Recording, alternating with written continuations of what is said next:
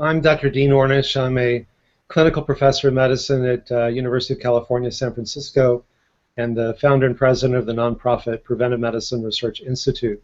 And for the last 38 years or so, I've directed a series of studies showing for the first time that these simple changes in diet and lifestyle can not only help prevent, but even reverse the progression of the most common chronic diseases. And sometimes the field is now known as lifestyle medicine, which is lifestyle as treatment, not just to help prevent disease, either in combination with drugs and surgery or often as an alternative to them. And so we're able to show that we could reverse first heart disease within just a few days to a few weeks. The chest pain goes away, the blood flow to the heart improves. After a year, even severely clogged arteries become measurably less clogged, even more improvement after 5 years and after 1 year. And then we found that these same lifestyle changes that could reverse heart disease can reverse type 2 diabetes, and they actually work better than drugs at both preventing and in treating type 2 diabetes. It's not like there was one set of lifestyle recommendations for reversing heart or preventing heart disease, reversing and preventing diabetes, prostate cancer, genes, aging, etc. It was really the same for all of them. And the more you change, the more you improve. Inevitably, when you bring on any group of experts who devoted their whole career and all their passion to these things, we all have our niche. We all have the thing that we feel most passionately about.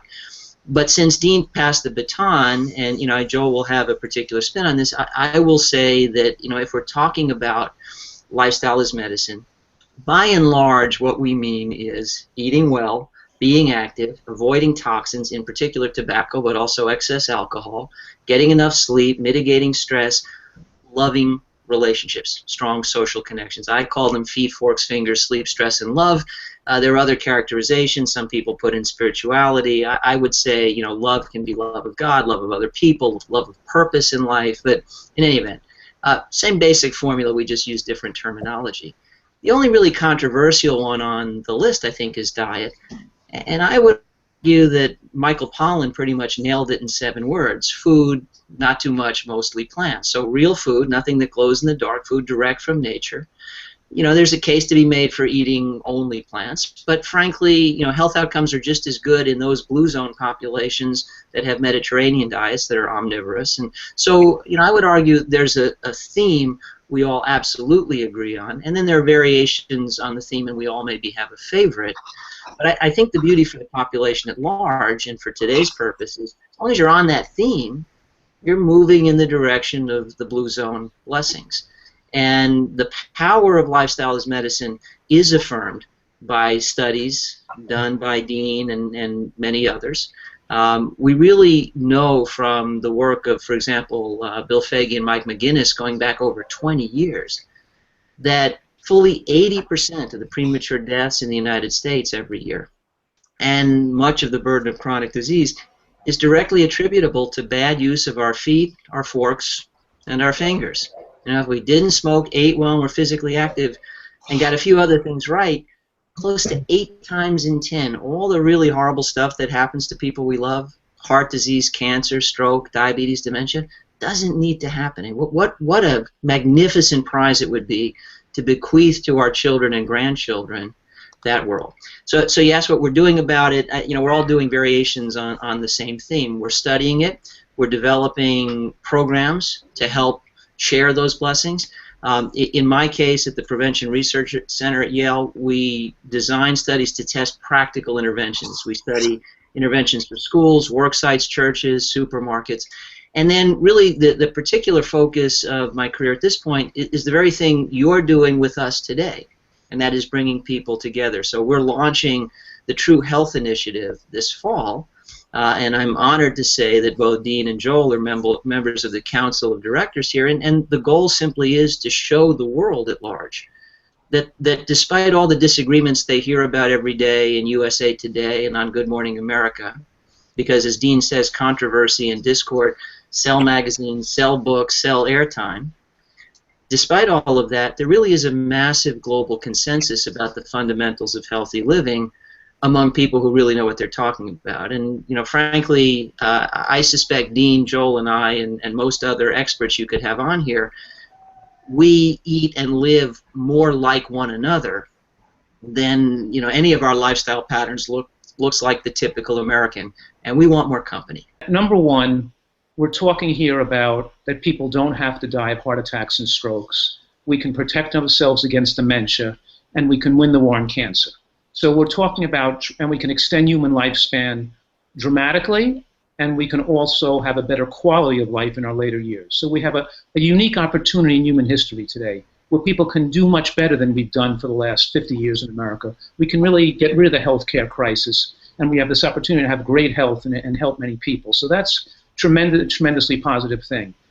I've got tremendous satisfaction in putting Dr. Ornish's advice over the years into practice with people, with thousands of people in my practice, seeing them get well. But I've also seen people with lupus get better. I've also seen people with psoriasis reverse their psoriasis. I've seen people with asthma get well. I've seen people with chronic daily headaches go away. I've helped people with fibromyalgia. In other words, it's not just losing weight, reversing heart disease and diabetes here.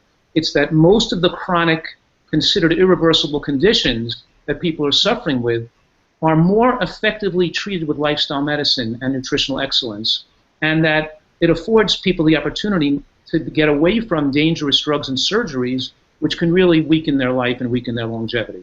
Because normalizing your blood pressure with diet and exercise and lifestyle medicine gives you much better outcome and long-term prognosis than using medications to drop your blood pressure. They're completely not equals. So I wanted to say those things, and I also wanted to put some specifics on what Dr. Katz was saying, in that I have three things that I think all of us would agree on, but I also think that the majority of nutritional scientists that are informed around the world would also agree with. So let me state those three things and see if we all agree. Number one, we all recognize that a diet should be predominantly and be rich in natural plant foods like fruits and vegetables, beans, nuts and seeds, mushrooms, onions, berries, tomatoes, peppers, and others. We think our diet should consist of colorful and an assortment of plants. Number two, we all recognize that highly refined and processed foods, especially high glycemic carbohydrates, are a disease risk, and they don't just increase the risk of obesity and diabetes and heart disease, but they also increase the risk of cancer. And number three, that the American diet and most of the modern world is eating way too many animal products in their diet. If you indulge yourself one day, it doesn't mean you cheated or you failed or you're bad. Just eat healthier the next. You don't have time to exercise one day, do a little more the next. You don't have time to meditate for an hour, do it for a minute. Whatever you do, there's a corresponding benefit. And I just find that approach it's a much more compassionate approach. There's no diet to get on, so there's no diet to get off. You can't fail. It's a much more sustainable approach. And I've also found that if it's meaningful, that it's sustainable. And so if you tell somebody, oh, you can't eat this and you have to eat that, they start to feel deprived, and being deprived is not a sustainable state.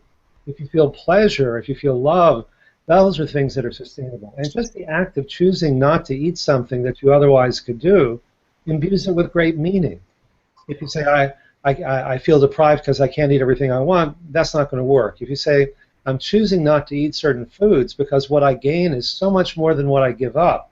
I think more clearly. I feel better. I have better sex. I can play with my grandkids because I don't have chest pain anymore. I can, I want to watch my kids grow up. I want to dance at their wedding. Those kinds of things.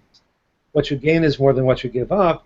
That makes it sustainable. So to date, there are 5 blue zones. Frankly, I think they'll find some more. And the 5 are in Ikaria, Greece, Sardinia, Italy, Okinawa, Japan, Loma Linda, California, and the Nicoya Peninsula in Costa Rica. And they all eat food, not too much, mostly plants. They don't smoke. They're physically active. They get plenty of sleep. They're not stressed out. They have a strong sense of community, feet, forks, fingers, sleep, stress, and love every time. They're all on the theme. But really, one of the beautiful things about this ethnographic work, describing real people in the real world, is how much it shows the theme is what matters, and how much latitude there is on the theme. Because after all, in Ikaria, Greece, and Sardinia, Italy, they have these traditional high-fat Mediterranean diets. High-fat, yes, but what kind of fat? Well, it's coming from nuts and seeds, olives, avocado, olive oil. They're eating mostly plants, a little bit of meat. They're omnivores, but mostly plant-based diet. They're on the theme. In Okinawa, Japan, it's a low-fat traditional Asian diet. Lots of vegetables, fair amount of rice, very little animal products, essentially no dairy. The Mediterranean populations do include dairy in their diets. In Loma Linda, California, they are Seventh-day Adventists and mostly vegan, so it's all plants, no dairy, no meat. And in Costa Rica, they're omnivores again, including meat and fish. And although they have some whole grains, as all of them do, there's a particular emphasis on a local tuber. So complex starch is a particular portion of their diet. But in all cases, food direct from nature, mostly plants, nothing that glows in the dark. I really think the beauty of this work is that it puts the same spotlight both on what these very diverse populations have in common and what makes them different. And that would argue to, Dean's point with the spectrum, that we've got options. There is a basic theme of healthy living that really isn't negotiable, but it's a pretty wide lane. It should be reading, writing, arithmetic, and nutritional sciences. The point I'm making is that the basic information people need to make the right decisions about their life, they don't have that information. They don't have the expertise or the knowledge to make the right choices for their life. And when we do give them that informed consent, when we do educate them sufficiently, when they do spend the time to know what they need to know, there's a higher probability of them making the right decisions and even enjoying that decision more as compared to a person whose doctor told them, you just got to be on these diabetic medications the rest of your life. You got to take these drugs. You're a candidate for angioplasty or bypass surgery. Diet may help a little bit, but it's not really going to do anything. And in other words, I'm suggesting that people aren't given the opportunity to make the right choice. And we spent over $80 billion on that, on bypasses and angioplasties that are essentially dangerous, invasive, expensive, and largely ineffective. Now, in somebody who's got, in the middle of a heart attack, that can be life-saving. But that's a very small percentage of people who get these operations. You find the same thing with type 2 diabetes. Today, half of the American population is diabetic or pre-diabetic, at a cost of probably over $3 trillion, according to United Healthcare. Complications of diabetes, any one of which would be awful, are in aggregate truly awful. Heart attacks, strokes, blindness, kidney failure, impotence. Not good things to have. Amputations. And yet, the Accord study and the Navigator study and the New England Journal of Medicine show that getting your blood sugar down with drugs, they thought would reduce the complications. They thought would help people live longer. It actually did the opposite. But if you get your blood sugar down with lifestyle changes, you can prevent each and every one of these. It's not like we don't know what to do. We just need to put into practice what we already know.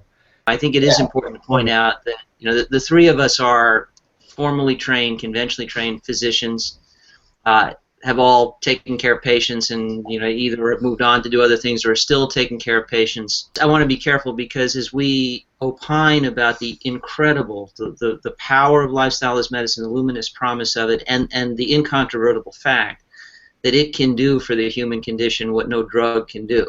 And we're absolutely in agreement about that. We don't want to throw conventional medicine under the bus. It doesn't mean conventional medicine doesn't have a role to play, right? And I think you guys will agree. I'm glad you clarified that, but certainly nothing that I've said, or certainly nothing that I believe would indicate otherwise. I'm a full professor of medicine at UCSF. Drugs and surgery can be life-saving in a crisis. I've been the personal beneficiary of it, as I'm sure all of us have. Your palate adapts very quickly. You can eat delicious food that's also good for you. But the point is that what you gain is so much more than what you give up. It's not just heart disease and diabetes, migraine headaches, rheumatoid arthritis, osteoarthritis, depression, aches and pains. And again, it's not just diet, but it's all these other factors too that play an important role. And so I want to just make your listeners understand that it's not about, fear is not a sustainable motivator. Changing your diet so that something bad doesn't happen to you years down the road is not sustainable. But because these underlying biological mechanisms are so dynamic, try it for a couple of weeks. And if you really try it, you generally will feel, you think more clearly. I think that this is the most fun way to live and to eat, and the most tasty way to eat, and the most fun way to live. And I love that I can be in my 60s and still be playing singles tennis and going downhill mogul skiing and be as athletic as I was in my 20s. And I think that this is, you keep your mental faculties, and you were saying some of those benefits. So we've had the knowledge for literal decades about how to prevent up to 80% of chronic disease. We've all got literal skin in the game, the skin of people we love. sort of begs the question, why isn't this the norm? You know, why do we eat so badly, as Joel was describing? And he's absolutely right. It doesn't matter how loudly I shout or Joel shouts or Dean shouts, because there's so much noise in the world. But if we all shout together, and if we invite all of our colleagues and they shout with us, and even if we reach across aisles and invite our paleo colleagues who say, you know, as we think about the health of people and a population of 7 billion and the planet, we're with you too. Real food, not too much, mostly plants. We still reserve the right to eat venison, but mostly we're with you guys. And then all of a sudden we have the chance, just like the Who's in Horton Hears a Who, to rise above the background noise and be heard. And that is the project that I'm working on. And again, I'm privileged to have both Joel and Dean involved. This True Health Initiative will become a visible and active entity this fall. And that's really its sole purpose, is to try and first convince the rank and file in the healthcare professions and in journalism that there is this massive global consensus that's being obscured. I think there's a little bit of collusion too, because as long as people pretend they're confused, I mean, I think everybody really knows that broccoli is good for them, but as long as they pretend they're confused, they have an excuse to keep going to Burger King or drinking Coca-Cola. So there's a bit of confusion, there's a bit of collusion.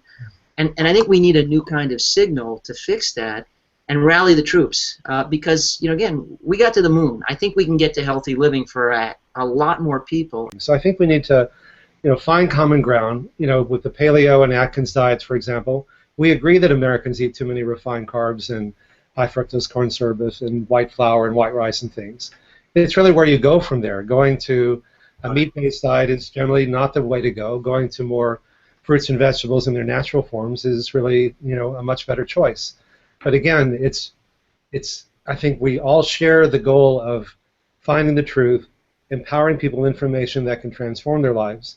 And I want to just say I'm grateful for the chance to be here today, so that hopefully that at least some of this information can be helpful to those who've been watching it. So thank you.